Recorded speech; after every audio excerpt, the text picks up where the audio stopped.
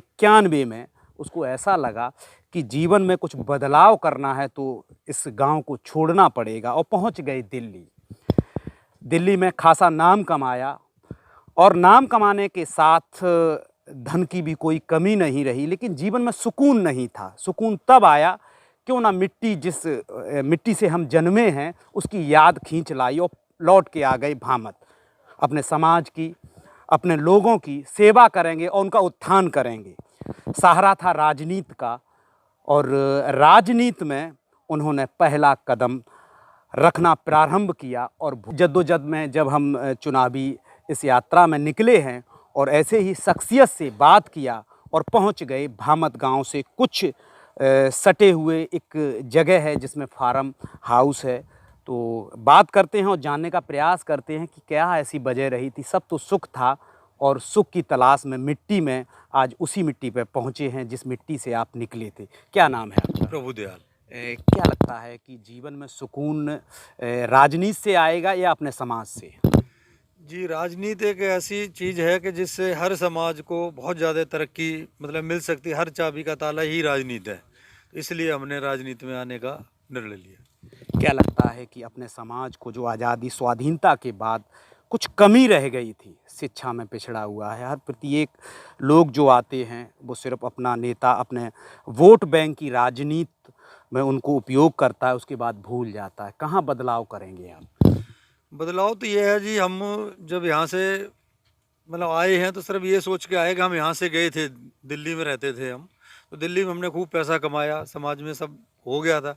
मगर जब यहाँ आए तो हमने देखा यहाँ के लोग, हम तो निकल गए तो लोग हमारे से थोड़ी सी दूरियां बना ली लोगों ने कि ये पैसे में बहुत आगे बढ़ गए हैं, अब हमारे से दूरियां बना ली, बड़े आदमी हैं, बात करेंगे नहीं करेंगे। तो मुझे ऐसा लगा कि नहीं, हमें इस समाज के बीच में ही रहना चाहिए जहाँ से मैं निकल के गया। और इन लोगों में बीच जब मैं आया और मैंने इनसे बातचीत की और उनमें रहने लगा तो मुझे अपनापन का बहुत ज़्यादा सुकून हुआ। तो इसलिए हमने निर्णय करा कि हम इनके बीच में ही रह के काम करेंगे। हम तो आगे बढ़ गए, अब इन लोगों को भी अपने बराबर बढ़ा के आगे बीड़ा उठाएंगे। क्या लगता है जिस पिछले अगर समय को देखें हम तो मैनपुरी जनपद है वो समाजवादियों का गढ़ रहा है और लंबे अरसे से किसनी विधानसभा में वो काबिज रहे हैं। ऐसा नहीं है कि बगैर ऐसी समाज के वो फतेह कर पाते और एक परचम लहरा पाते। समाज ने उनका भरपूर सहयोग किया है। क्या दिलों में जगह बना पाएंगे? जी, जगह बना पाएंगे। और मेन समाजवादियों का जो आगे रहने का कारण समाजवादी नहीं है, कारण ये है कि यहाँ के दबे कुचले कमज़ोर वर्ग के लोग हैं, ये थोड़े यहाँ कुछ जो यादव वर्ग के लोग और अन्य लोग जो प्रभावशाली, उनके प्रभाव में आके लोगों को वोट डालते रहे हैं सिर्फ दबाव के कारण। उनको नहीं लगा कि हमारे समाज में कोई ऐसा नेता अभी तक यहाँ हुआ नहीं है कि जो उनको प्रॉपर सिक्योरिटी दे सके, उनकी रक्षा कर सके, इसलिए दबाव में उनके साथ बहते रहे लोग। क्या रक्षा के तहत आप कवच के तरह काम करेंगे? जी बिल्कुल, हम कवच के तरह ही काम करेंगे और हम लोगों को अपनी बराबरी समाज में हर पैसे से, धन से, हर चीज़ से बढ़ा के जब बराबरी कर देंगे तो लोग डरने का फिर काम ही नहीं रहेगा यहाँ पे। क्या लगता है कि राजनीति की डगर जो है वो आपके लिए आसान होगा?